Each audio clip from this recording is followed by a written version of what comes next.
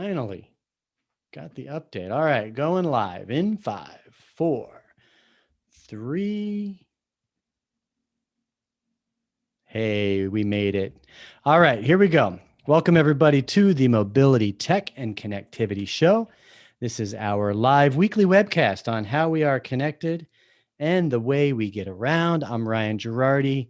Thank you for joining us. Today is Wednesday, December 9th. Happy hump day to you. Today on the program, I've got some industry news to go through, and we have a panel discussion lined up. No interview today, but I'll go through the industry news in a minute. If you're here on the live stream, say hello. Take a moment to say hello. I will do my best to look at the live chat. It's pretty tricky to do, but I still managed to do so. But yeah, say hello. I'll check it in a few minutes. In the news today, Ford delays the rollout of the Bronco. The new Bronco is supposed to come out in 2021. So we'll look into that. GM is doing a buyout of Cadillac dealers, not all of them, but some, and working on a new program to get the all-electric Hummer out as well. So we'll look into that. Uber ditches its self-driving car plans and sells that part of the business to Aurora. And here's some big news. Salesforce is going to acquire Slack. So we'll talk about that big acquisition. Plus, a little bit later in the show, about 10 or 15 minutes from now, we have our automotive discussion panel. The theme this week is fixed ops strategies. And we're going to be talking about service departments for the next year, what's going to evolve and what's going to go away. We got Ed Roberts from Bozard Ford Lincoln joining us. And then we have Dan Drews on for the first time today from Auto Remote Direct. So a couple of things. We're streaming live. You know that if you're here watching live, but if you're watching the recording, hit that like button, hit that share button. Let some people know that you're here. It's about an hour-long program. We do record this. And then what we do is we feature it. We feature videos. We make a podcast out of the show and do articles and all sorts of stuff. So, we're here to learn, to network, and just be part of this amazing industry. I like to say in 3 industries: automotive, mobility, and transportation. We're here to have a good time, learn, and meet new people. If you go to autoconverse.com, you can subscribe to the blog. And if you do, then every week you'll get email and it'll let you know what the plan is. And this is what it looks like. You can see there's Ed and Dan. You can see them there. And it's got a little, I don't know what you'd call this. It's not really an op-ed, but it's my message out to the world. There's the live stream is in there. I put that on LinkedIn as well. We stream live to YouTube. Lets you know what the game plan is. And then you can see the industry news that we have selected. So I am sorry to report. Oh, you know what I forgot to add? Get out your cell phone, folks. If you aren't opted in, text the keyword autoconverse to 64600, and we'll have this show sent to you via SMS, usually about an hour before we go live. And so you don't even have to think about it. It just shows up right there on your phone, and if you can't watch it live, you can always watch it later. You can always catch the show later. And one thing cool, if you do catch the show later, look in the comments. I leave clickable time markers so that you can skip around the show and see the parts that you like best. So like I was saying, Ford is delaying its rollout of the Bronco, which was highly anticipated. One of the most highly anticipated vehicles from Ford in years, but they're moving the rollout from spring to summer due to some coronavirus related problems. Now, this is a troubling sign for Ford and potentially the U.S. auto industry as a whole if problems with suppliers reemerge due to rising coronavirus cases. The Bronco would contribute nearly $1 billion to Ford's North American pre-tax earnings if sales reached 125,000 units. The company says it already has over 150,000 who have placed reservations for the vehicle. They were expected to be able to put orders in Monday of this week, but that's got pushed back till sometime mid-January. And then as part of the delay, customers will have the option to place their final order and agree on the price at March 19th. So kind of a bummer. I know my good friend Mike, the car guy Carrera, is sad. He's on that list. He's one of the 150,000. I am not, but I am a fan. I like the Bronco. It's a good car. So this is interesting. There's about 150 Cadillac dealers that are agreed to do a buyout with GM. And that's about 1 in 5. And it's because they don't want to make the costly upgrades to sell and service electric vehicles. So Cadillac wouldn't confirm, but there's about 880 dealers. I'm sorry, there's about 880 Cadillac dealers. I think about 150 of them have agreed to go with the buyout. It's about 17%. And basically, if you want to, Cadillac hopes to be all EV by 2030. We know the push in Europe and the United States to get rid of the combustion engine. So, I mean, we're talking 10 years, less than 10 years. But in order for Cadillac dealers to do that, they would have to spend at least $200,000 on chargers and tooling and training in order to sell EVs to be rolled out. Now, GM said it's going to roll out the first full EV, the Lyriq, in 2022, which is ahead of schedule.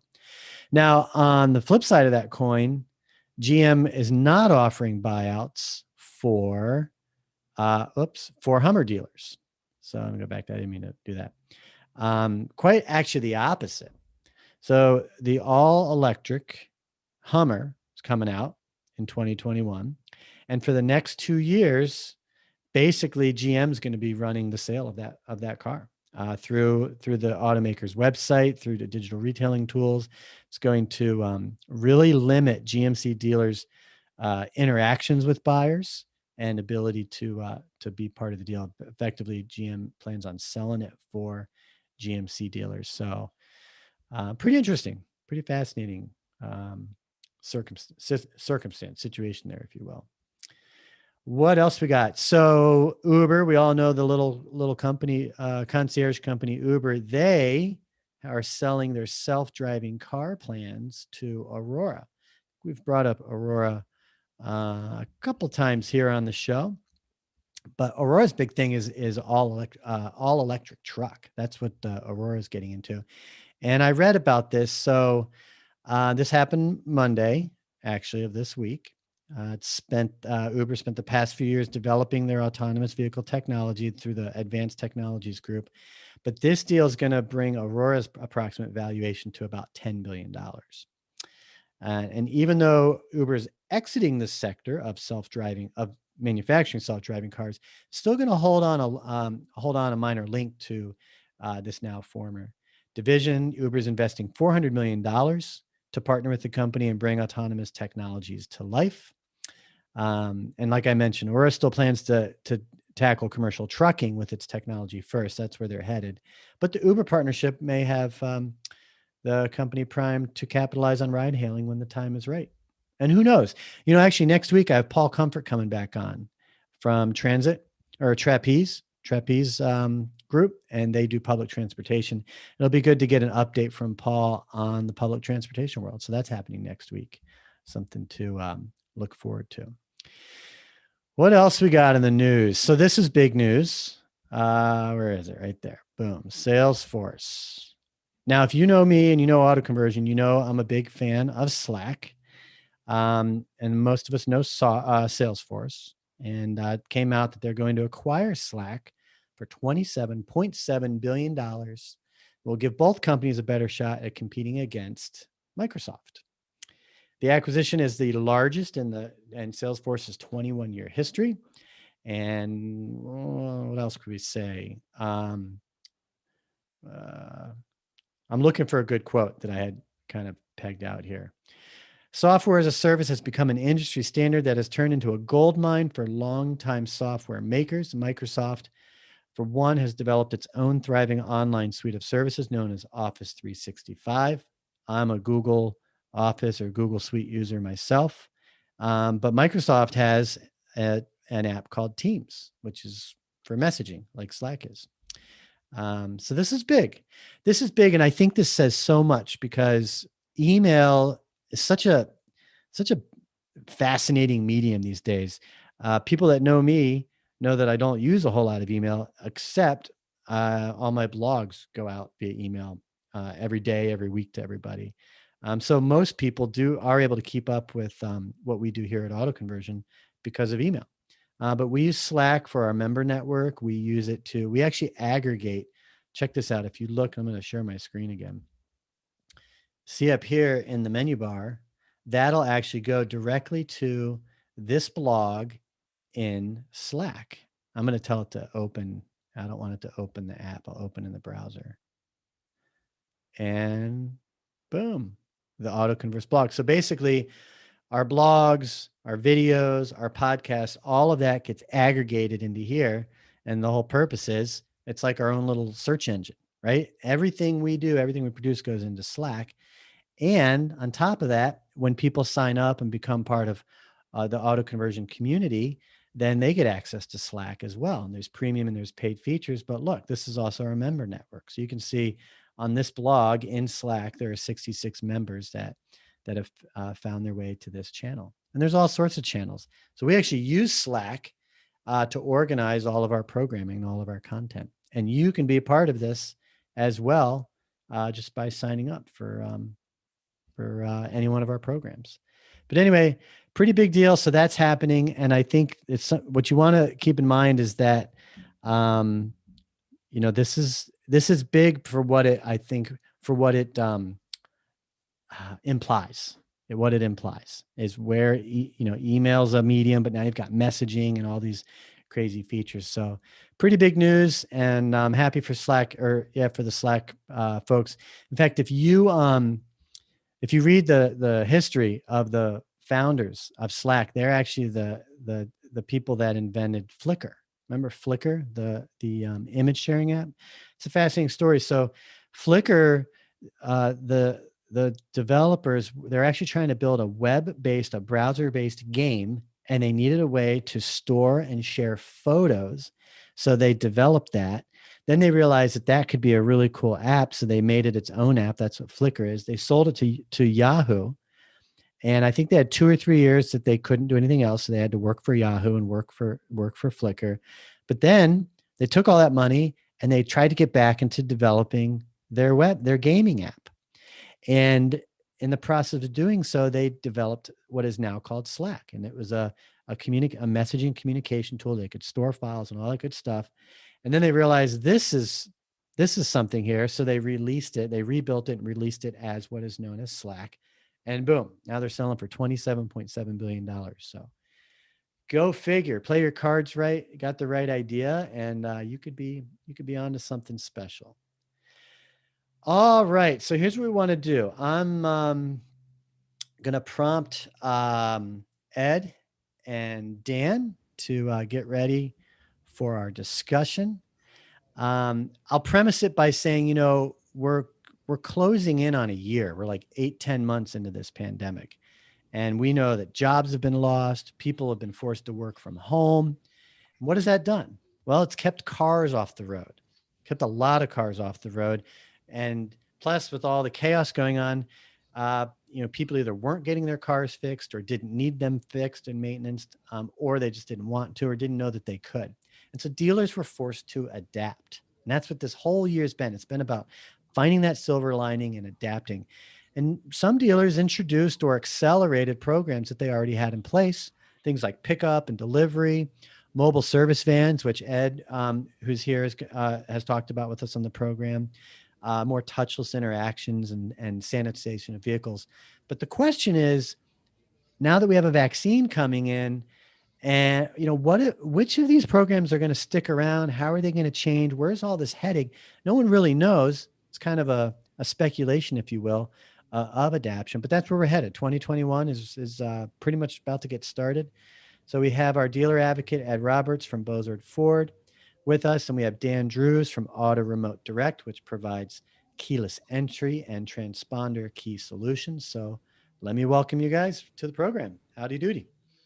Thank you, Ryan. Glad to be here. And thanks for bearing with me through all the news. It's something we do here on the program. I usually pick about 5 different items, and we try to keep a pulse on certain stories, like the Boeing Max being grounded. I thought the GM story was pretty fascinating. I didn't know this. Apparently, a lot of Cadillac dealers have been wanting out of the business. So it's kind of, I think for GM, they kind of have found an opportunity to let some of those dealers out. Um, what about you, Ed? You're on the Lincoln side. Do you have to do something similar on the Lincoln side that Cadillac dealers were being forced to? Well, Lincoln has been, for the longest time, mostly dual point stores, and Lincoln is trying to separate itself out. So, in order for us to continue to be a Lincoln brand, we had to build a Lincoln showroom. And we acquired the building next to us and expanded our service dramatically and built a Lincoln showroom in it, and as well as a restaurant in the corner. But each of those two brands, both Cadillac and Lincoln, has kind of had to refine themselves. They've kind of drifted back a bit and didn't stay fresh, didn't stay relevant. And Lincoln has done a good job of trying to catch up with that, whereas Cadillac didn't really have a clear vision until recently on the direction that they was going to go in. So it's not surprising with those guys just floundering around out there wondering what they're going to do that they say, hey, we don't want to make that kind of transition. But I think it'll make the ones that stay in it stronger. Sure. Because it gives them a larger footprint to chase after. Yeah, it definitely does. And Dan, you've been in the automotive business for more than a year or two. What's your response to the GM situation with Cadillac? It's kind of surprising, and like I'll touch on what Ed said. They've refined their vehicles. I'm looking at some of these Cadillac models. I'm like, wow. I walk into a Lincoln store. I'm blown away by these vehicles they're producing. We can all see the writing on the wall with electric. It's here and it's getting bigger. So hats off to them if they want to compete. And if they don't, maybe it's better for Cadillac as a brand if they're not gonna support those electric vehicles and customers. Yeah, I think from looking into it, like I said, a lot of Cadillac dealers just kind of wanted out. And so I think GM basically knew that this would help let some of those dealers get out. And yeah, about almost 20% of them are doing that. It's funny. I think Cadillac's an amazing brand, amazing machines.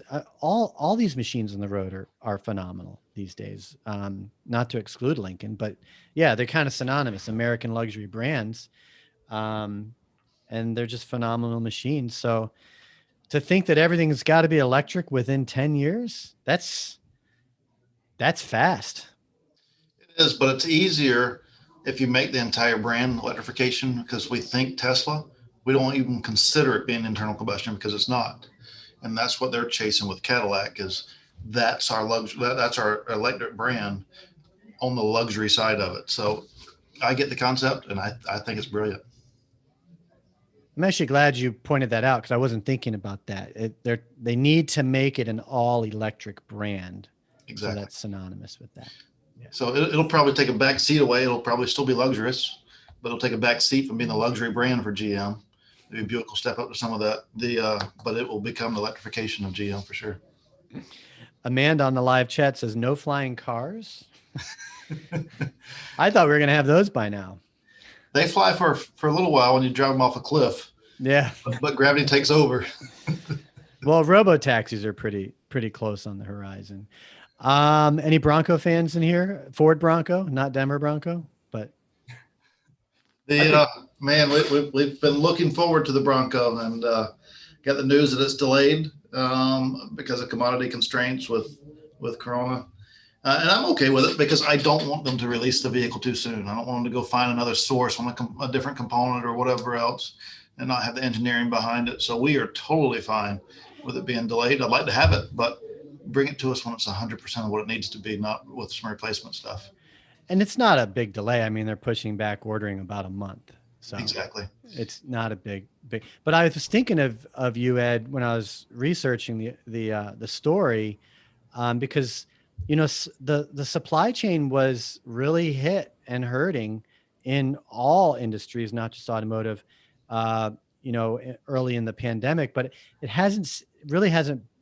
it doesn't seem to have been an issue these past few months. But maybe have you been affected by the inability to get parts at your store at all in the last couple of months? It has hurt us dramatically because it's not just the parts. Our vehicle inventory is the lowest we've ever been, because as these supply chains open and close because of different issues that they're having, it really shuts down the line as well, because we can't build a complete F-150 missing one module. It just doesn't get built until that module's available.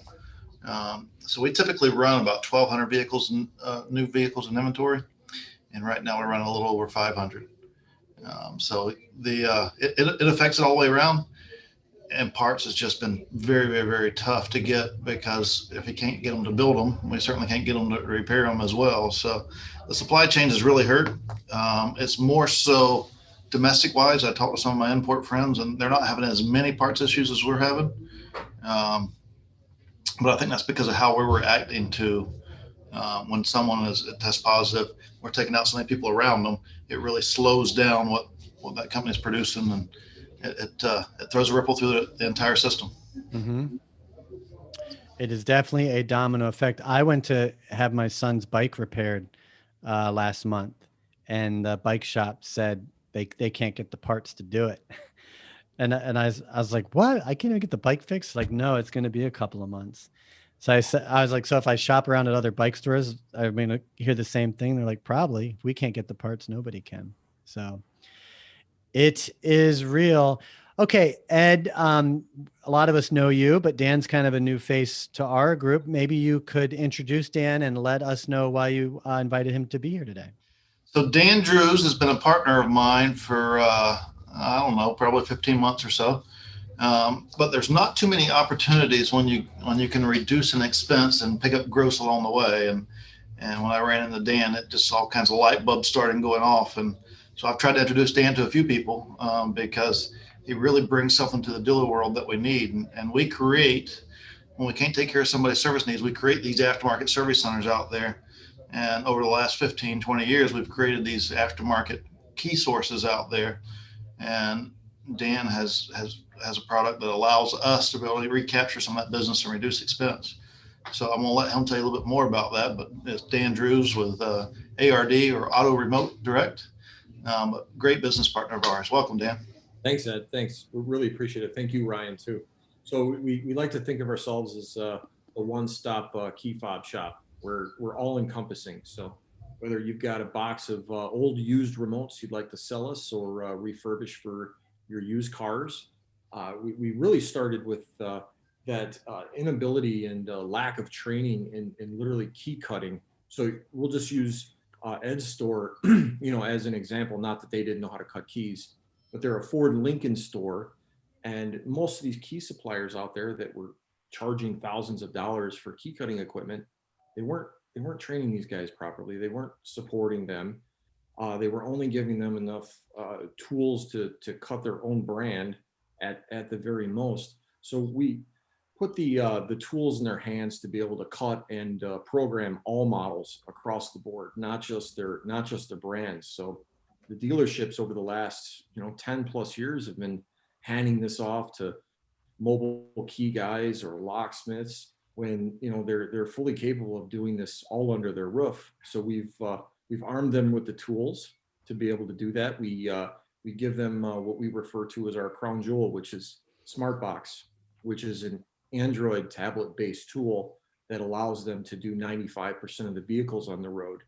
So if Ed's stocking Nissans and Mazdas or Mopars, now he can order those keys from us, cut and program them, and he's now made this a 60% profit margin as opposed to a liability. So everything is kept under fixed ops now. Now, you guys met through Ted Ing's Fixed Ops Roundtable, if I recall. Yep, we sure Okay. did. And he just had another one last week, right? He did. Yeah. Okay. So Ed, were you on a panel, or did you have any sort of presentation? Yeah, I was on a couple panels there. Actually, one with Dan, and then another one with John Fairchild. He's a consultant in the auto industry. But that brings just tons of content and right now, valid content to fixed ops. And right now that's needed because with the shortage of inventory, it has put more of a focus and various different things, but that's the element of, but it's put more of a focus on fixed ops. And anytime the economy changes from any kind of a backslide or anticipation of a backslide, it always, the business focus in a car dealership focus shifts to how do I take care of the back of the house? That's what's got to carry us through this. And so this is a very valid time for fixed ops. And so Ted Eames Fixed Ops Roundtable has really gained some popularity because of that. And Dan, as a vendor there, what's your what's the experience like for you, and what kind of role or responsibility do you have for the virtual event? It's been amazing. So it first started in person. The first one I went to was out in Beverly Hills. It was great, and it's snowballed from there. And we had to shift gears as soon as COVID hit. So Ted, started going virtual, and it's just been seamless. It's been great for us as a company. Our exposure has gone through the roof. We've met great guys like Ed that are literally leading the way in the industry with his mobile trucks and the way he does business.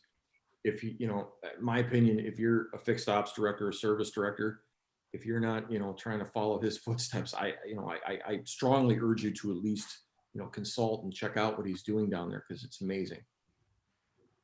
Appreciate that, Dan. We know Ed got some recognition recently. I think I'd seen it in Auto News. You got recognized as a Fixed Ops All-Star do I have the right edition here? You do. It's on the centerfold there. The Bill Ford was the industry leader. Elon Musk was industry newsmaker, and we slid in there as Fixed Ops. And it's a focus. So from a dealership representative, we're the only dealership representative in there other than the owner, one of the owners there. So pretty cool honor. Pretty cool people there to be tied with Elon Musk, Mr. Toyota, some of these guys from Bentley, and pretty cool crowd to be involved with. I'm very, very, very honored to be in this group. That's pretty awesome, man. Congratulations on that. Thank you. On a related note, I think it was Alexandria Ocasio-Cortez got named Employee of the Month by Goya Foods. I don't know why that's so random. I thought that was funny. She blasted Goya Foods. She was trying to get people to boycott them, and apparently that spiked their sales, so they made her Employee of the Month. Wow, I wasn't familiar with that, but that's very cool. It goes back to any publicity is good publicity. Yeah, leave it to me to try to find obscure news, but that's why I like the show. It's how we're connected, right? And the way we get around. How we're connected covers just anything you want. You can always find it in there. All right, so you had the Auto News Fixed Ops Journal Forum last month, and I think a big focus there was what's going to remain. What did you add to your fixed ops business, to your operation? What did you introduce because of COVID, and what will you expect to stick around post pandemic? So Ed, coming from the retail side, I'd love to hear what you see sticking around through, as the pandemic kind of fades away. Well, and hopefully the pandemic does kind of fade away. We've been looking forward to it. Maybe we're a month away, maybe we're 2 months, but it still lingers. So yes, we've shifted to a few different things, and some things. I mean, we've had a great year here at Bozard, even going through all of the issues of the pandemic hitting and traffic dropping off, and finding new ways to drive traffic in. But one of the things that will certainly stick and is getting a lot of industry buzz is the mobile service, and we continue to try to find ways to enhance that. And I don't think that there is a manufacturer out there right now that has a great roadside program. So we try to pick up some elements of that. And one of the things with Dan as well, not to keep going back to that, but to be able to go out, and if somebody's locked their keys out, and be able to handle some situation there, lost their keys, drop them off, lost them on the boat or whatever. So we pick up little elements of roadside, and we're minimizing the touch points for that customer. He doesn't have to wait for roadside to show up, talk to a stranger, ride in that tow truck, come back to the dealership, get his car fixed, deal with everybody. We can go to him, he deal with one person, deal with my mobile truck driver. We take care of everything we need, and he's back on the road, and we're heading off to the next call. So anything that minimizes touch points, and mobile's really done that, and it's bringing service to the doorstep, just like Amazon brings your product to the doorstep. And then if mobile doesn't work because of whatever we're doing, if it's not safe for us to do it in the field, then it's pick up and delivery. And we have really enhanced our pickup and delivery, and those are things that has been and will continue to be an expectation of good service from our customers. Because really, for years, for decades, maybe even a century, we've asked customers to service on our terms. Now they're saying, hey, you're going to have to service when it fits me. So we need to find ways to service them on their terms. And both of those two items do that.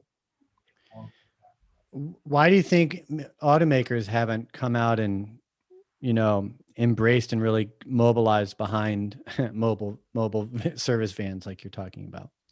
Unfortunately, the auto industry as a whole rides about 30 years behind. So we're always playing catch up. And we talked about Lincoln and Cadillac earlier. They're having to rebuild themselves because they let their product age a bit, and you always got to stay fresh. So we are getting a lot of attention with our mobile stuff. So Ford and BMW are chasing mobile pretty hard right now. Those are the two manufacturers that are doing that. Mercedes wants to get into it, but I don't think they really have a plan to do that. So they're starting to catch on, but we should have been doing this a long time ago. But the pandemic really brought that to surface and says, hey, here's something that we can do that we haven't done. And it's no different than doing a remote delivery where a customer doesn't have to come into a dealership to buy a car. They find it online. They already come into a dealership knowing what car they want.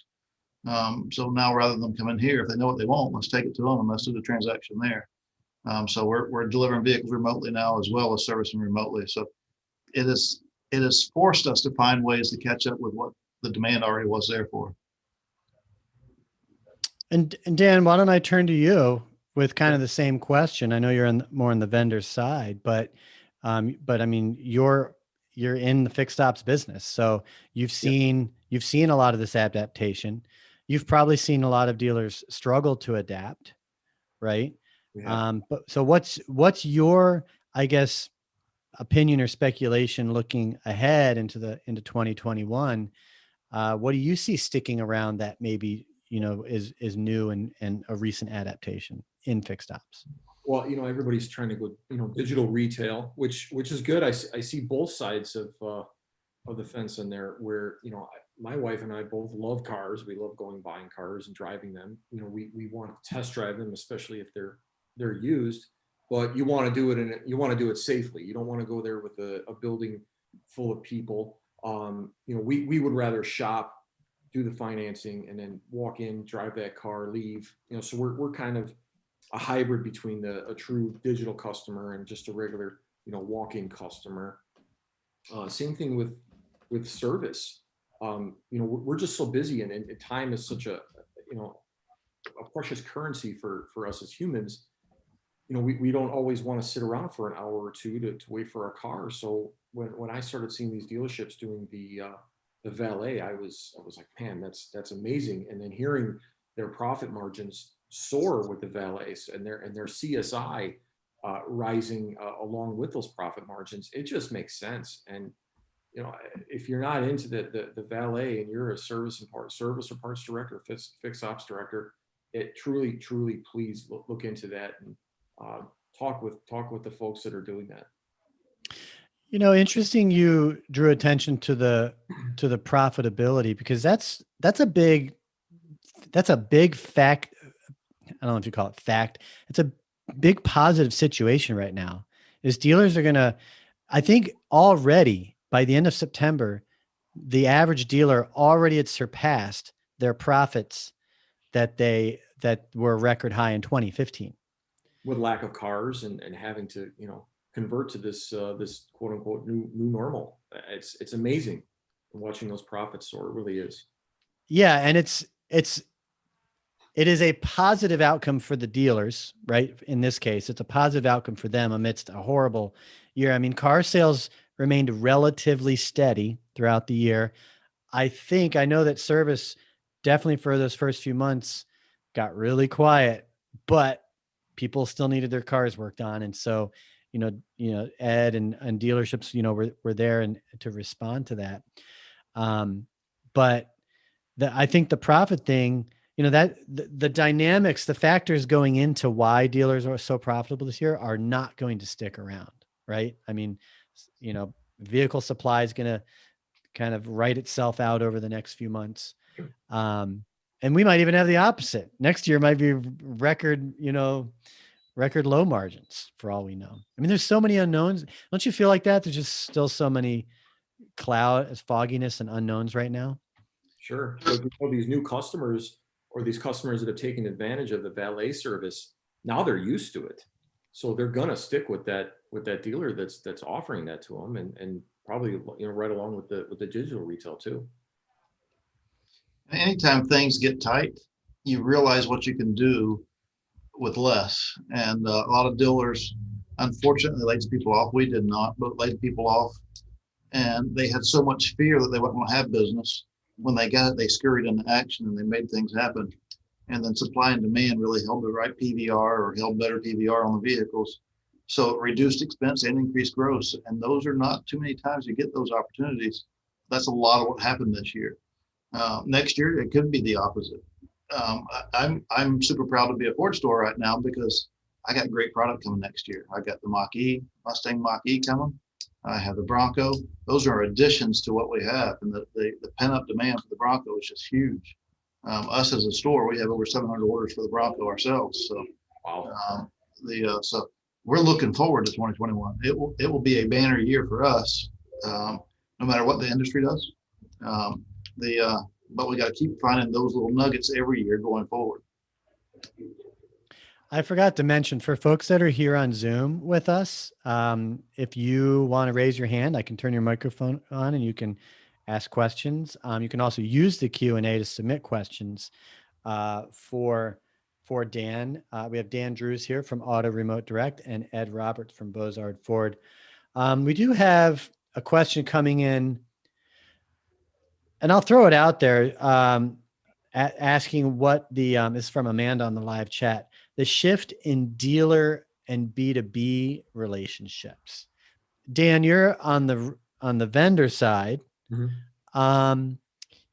How have your relationships as a supplier, as a vendor for dealers, how have they been challenged or impacted, or through this pandemic?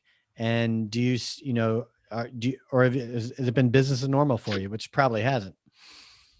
We had a very big dip in April. April was bad across the board pretty much for everybody.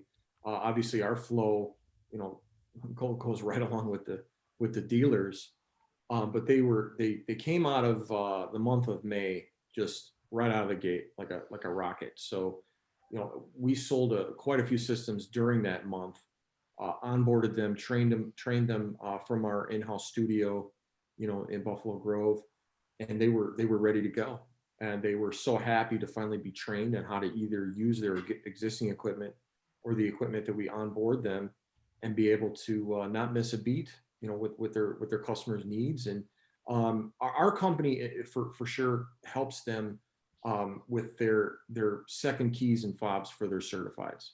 So we provide them either new OEM, refurbished OEM, or a house brand for their certified vehicles. It looks exactly the same as a brand new key out of the bag. So they were more than happy to be able to pass it on to their customer right away and not have to rely on anyone. So they've been very happy with us. And I'll speak to that as well. Some of the vendor relationships, because vendor relationships is relationship business. And you have to constantly nurture that to keep it going. And I think the pandemic, for the most part, not all, but the pandemic really kind of intensified that, because we was all in the mindset that you got to come see me. So they'd get out and hit the road, and they'd go see 3 or 4 clients a day, maybe 20 clients a week. Well, now doing it virtually, you can see 20 clients a day pretty easily, whether it's a phone call or whether it's jumping on a quick Zoom. And so the contact or the outreach is so much stronger now. If you tell somebody, hey, I need to talk to you about something, next thing you know, you got a Zoom link in your inbox, and you're chatting about and it's handled. Whereas before, it'd be a week before you can get to see them and handle it. So it's intensified that relationship. You would be a vendor's dream, Ed, because what you just said was, I will respond to you if you reach out to me. And I say that kind of tongue in cheek because, I mean, I was just on a conversation yesterday with a colleague, and she has had a lot of success in selling to dealers because she goes physically from dealer to dealer, right? And now that she's not been able to do that, and she actually said the opposite. She's like, I can't even get people to respond half the time anymore.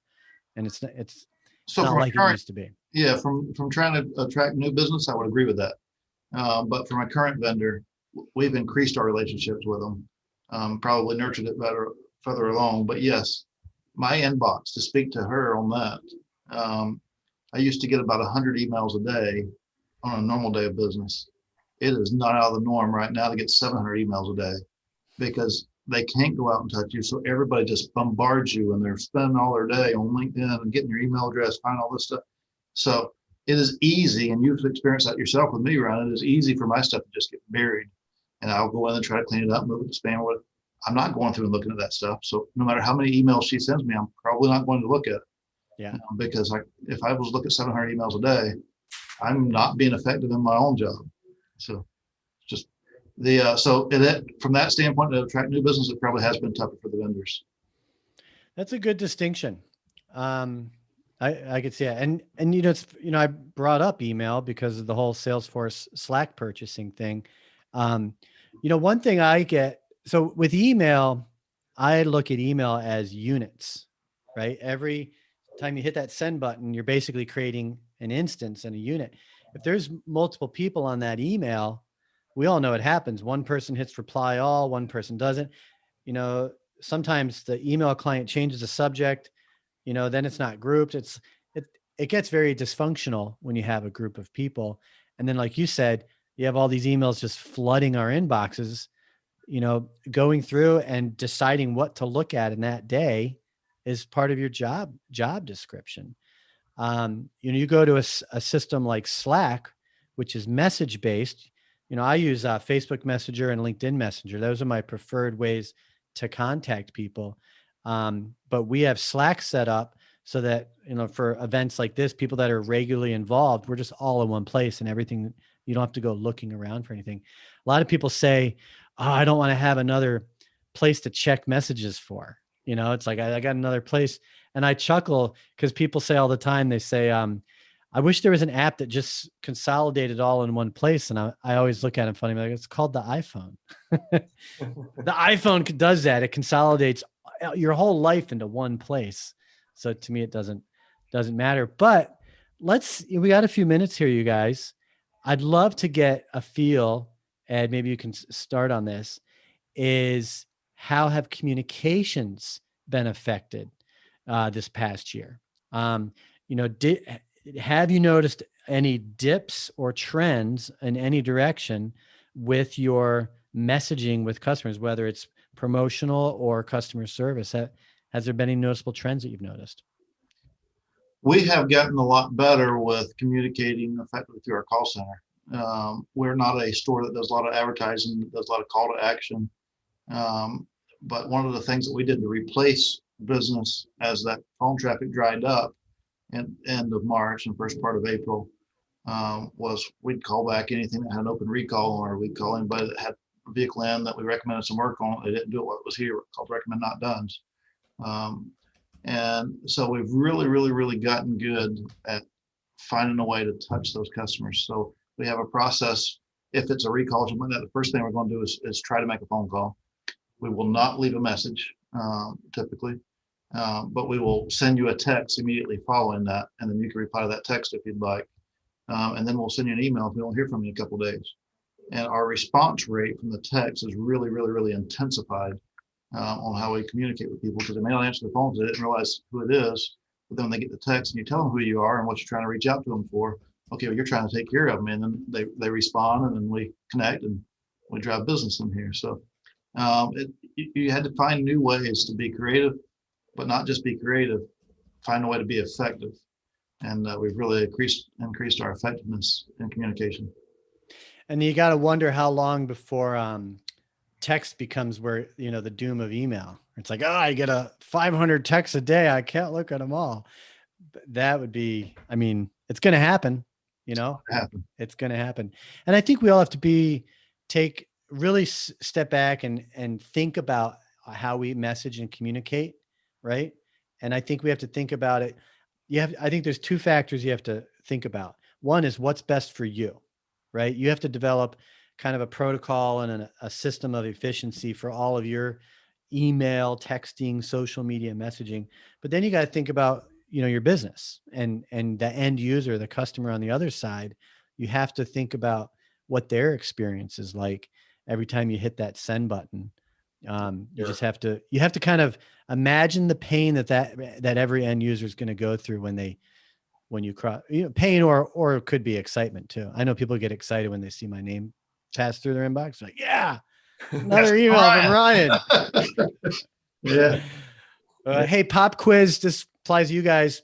Put it in the live chat on YouTube. If you know what Slack stands for, it's actually an acronym. Do you guys know what it's an acronym for? I do not. I do not. Well, you should read your welcome emails that you get from me because I spell it out in there.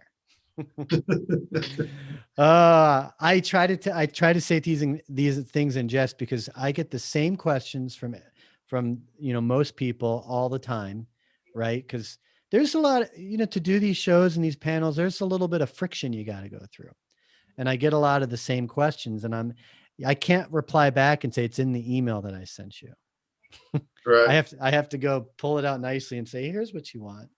Exactly.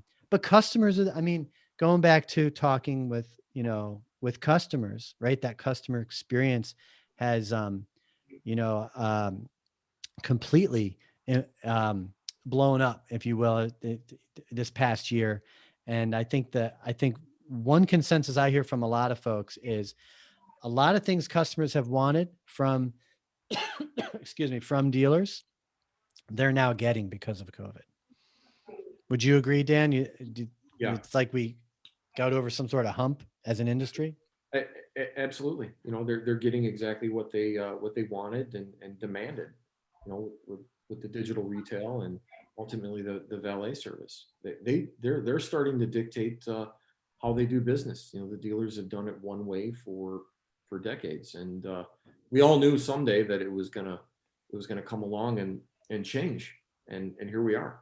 It just hit us a whole lot faster and harder than they thought.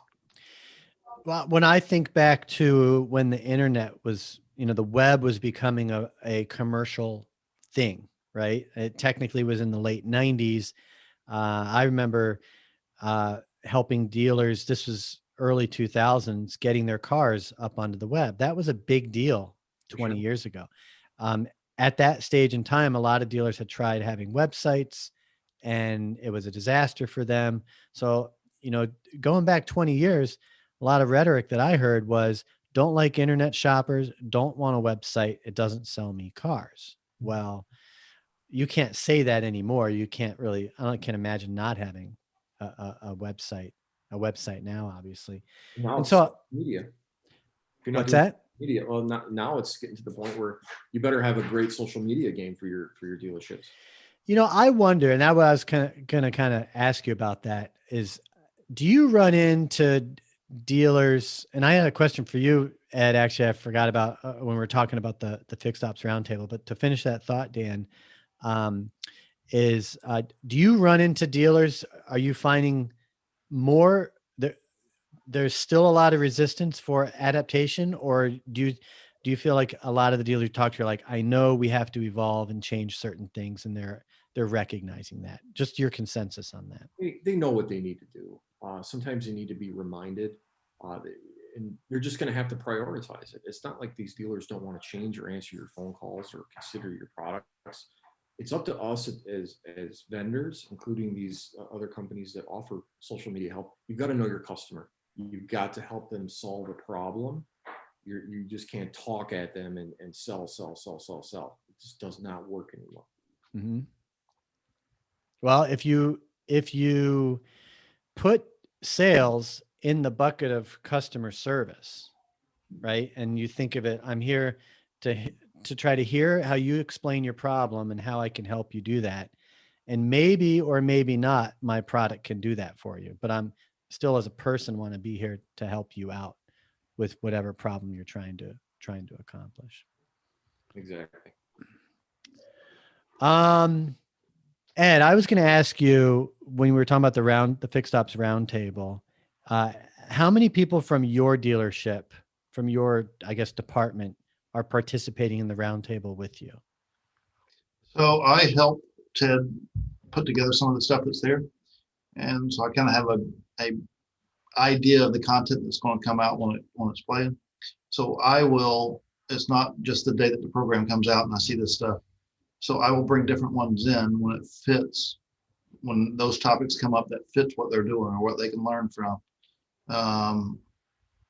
I would say I probably had, and they didn't hear all of it, but I probably had 15 people that watched at least 30 minutes of it last week. All right. So 15 people, workers from your department, consumed at least one piece of content. Yes. Okay. And you might not, are they able to apply what they're learning? Or is it more, I don't know, theoretical or hypothetical for them? It's 50-50. You got some people think, man, you're interrupting my day. I don't go and come in. They never want to go through training. Now then you got some people that want to be a student of the game and they come in and they sponge everything up. And the only thing you can do is expose them and hope they pull it in. And the ones that do, they end up growing and they take on different roles. The ones that don't, you still need those guys to get things done the way they get things done as well. So I'm good with both. But the expectation is about 50-50, or the reality of it is about 50-50. The expectation is certainly higher, but the reality is about 50-50. Go ahead. I think most people learn by doing. Most people are like that. I know I'm one of those. One of the challenges I have with a lot of the, I guess, dealer facing content is because I'm not, working in dealership. I can't apply it. So I can't really learn it. Right. But I'm not the target customer for something like the roundtable. It's your staff. And that's why I was curious. So are you the only one from your dealership? But no, you've got staff members and you need that. That's how you scale. If you endorse the source of the information, then you can trust that your staff members are getting the right information that they need. And I never ask them to copy what somebody's doing, but I look for those aha moments. And when they get those aha moments, they'll find a way to do something differently. But then also, you also want to bring some in because they may be struggling with this or struggling with that. And when they're struggling with those items, they think they're the only ones that live in that world, that, man, this is tough. But then when they go and hear somebody else in that same environment having those same struggles, it lets them know that, hey, well, maybe there is a different way. Let's just find it. It isn't just me. I'm not in the wrong spot. So it allows them to see that people are real that live in this world. But more so than anything, I look for the aha moments. I want to turn a light bulb on and get them thinking.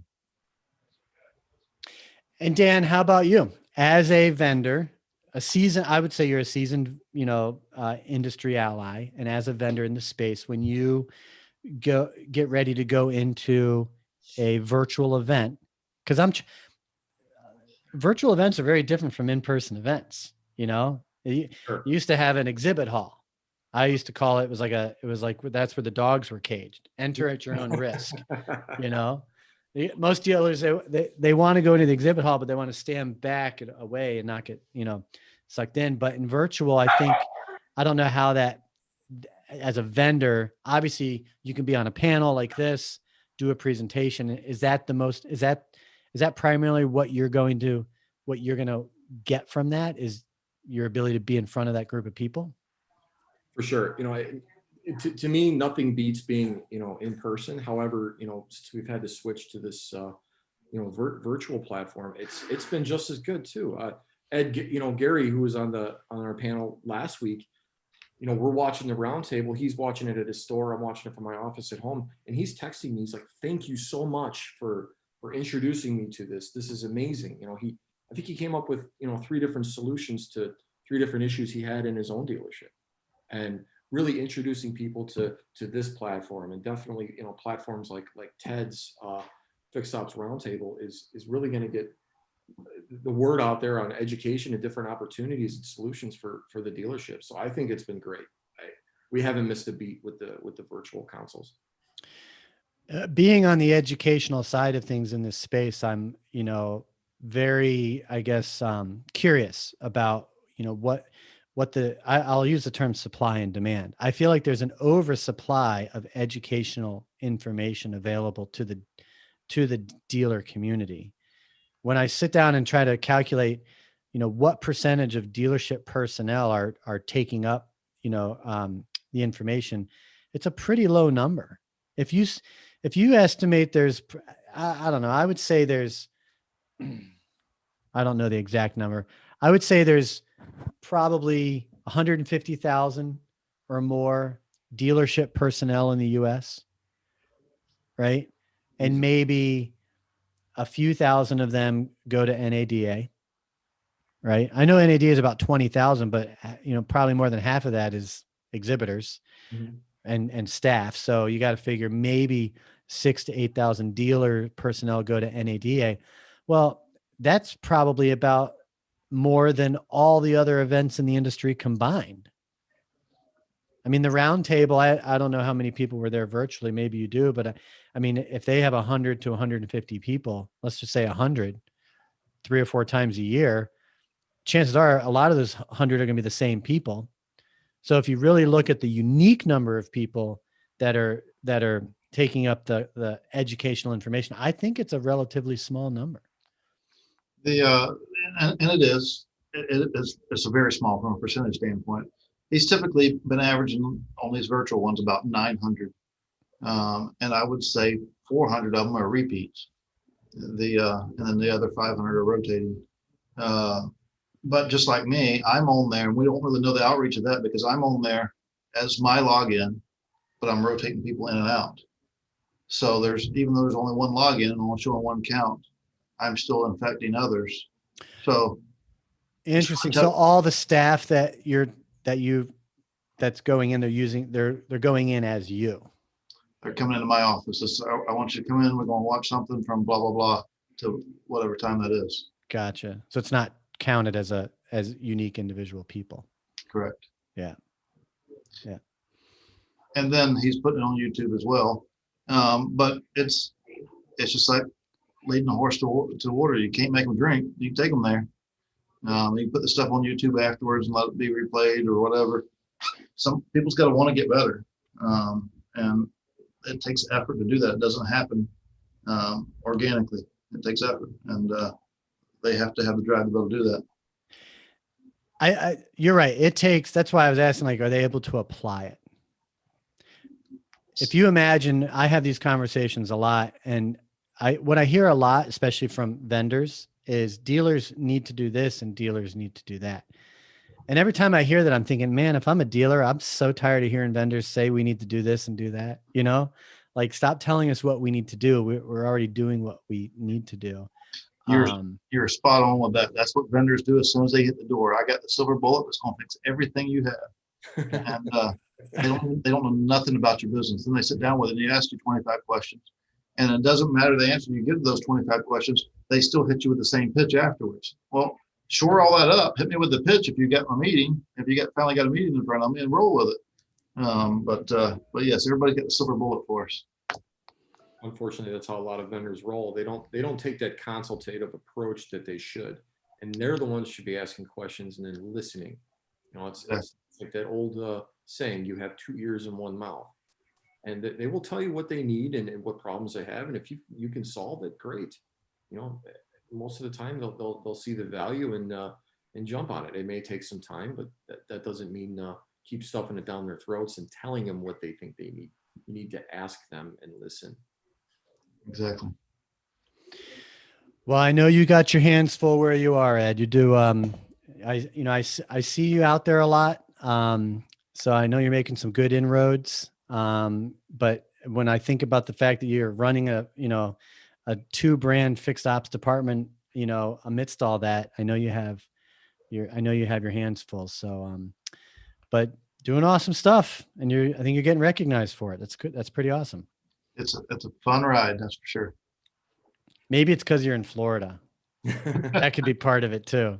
Hey, We're on the lockdowns here are insane. I'm sure Dan's up here in Chicago where I am. I'm sure it's pretty intense where you are too. I don't even go out anymore. We're pretty close to Wisconsin. We can go out to eat in Wisconsin. You can. So careful. We wear a mask to the table and take it off when we get there. But it's just not as fun as it used to be. No. It's like, can we eat here? Yeah, go sit in that table.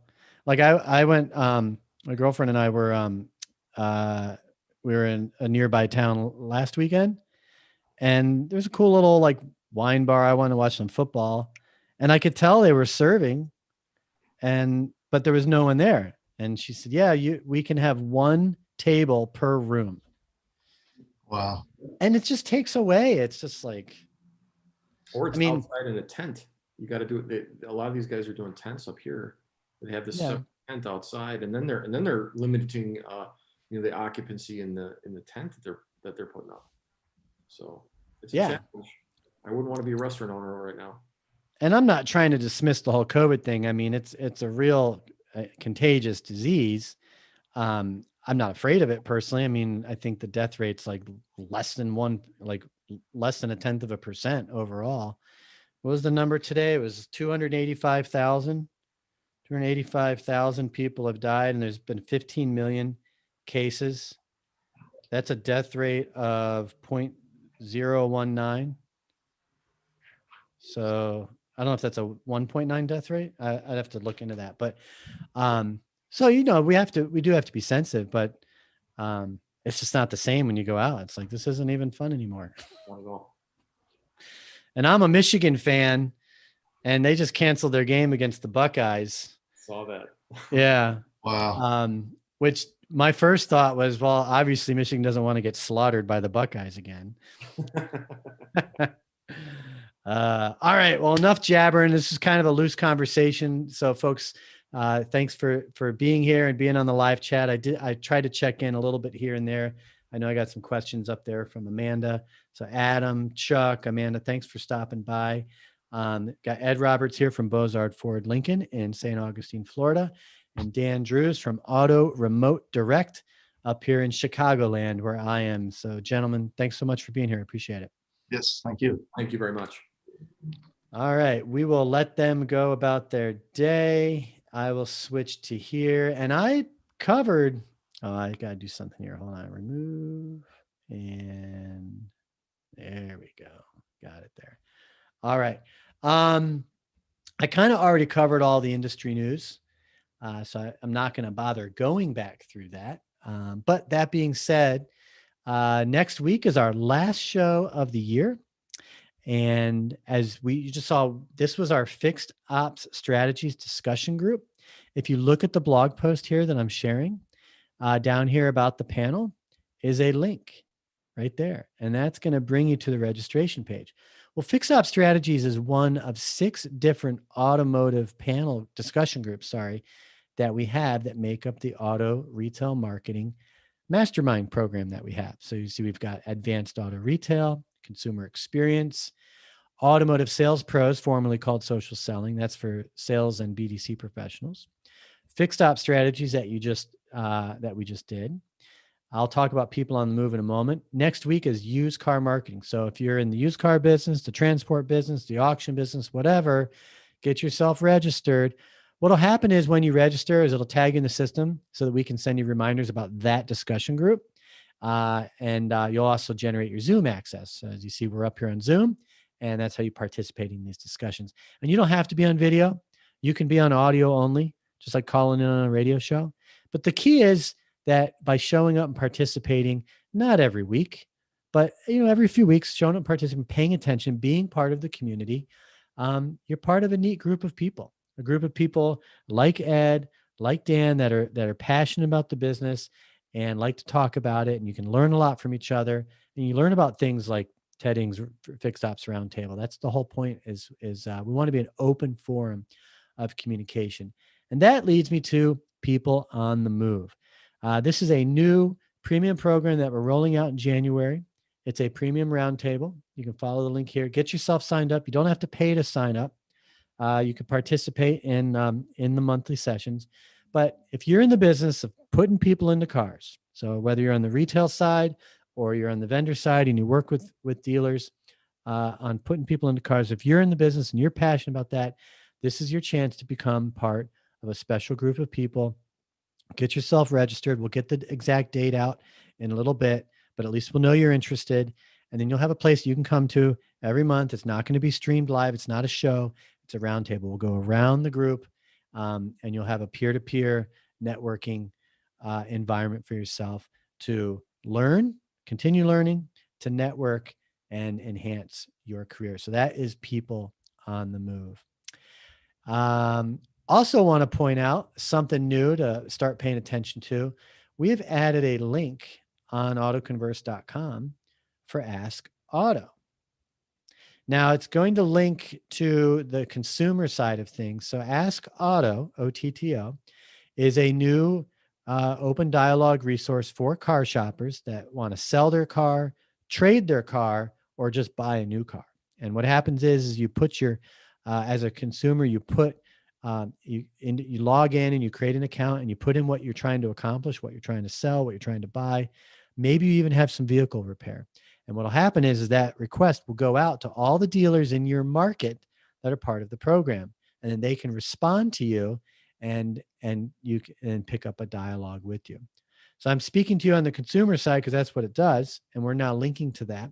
So we're going to start evolving the show and the podcast to be a little bit more consumer minded. If you're on the retail side and the dealer side, then get with me. I'll send you a special link to register. There's no cost to get started with Ask Auto, but you want to make sure that your dealership is set up and you have a person at the dealership that can man responses from Ask Auto. And even better, we're going to help you do that too. So I'll have some more. You're going to start seeing Ask Auto a little bit more commonly here, but that's what that is. And you're going to start seeing that. We are rolling out season 9 in January. So next week is our, as I mentioned, it's our used car marketing week. So if you're in the used car business, get yourself signed up. I got Tim Scoutless joining us from Max Digital. He'll be back.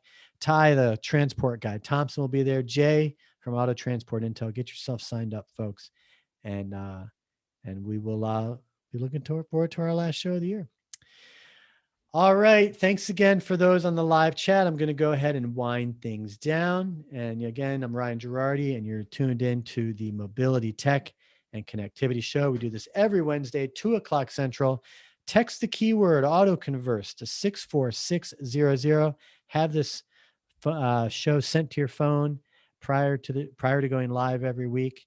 And let us know if you want to get involved. Love to have you here, and appreciate everyone that's helped make us what we've accomplished this year. It's been a fascinating year, and I'll get more into that next week. Have a great day and great rest of the week, everyone. We'll see you next week.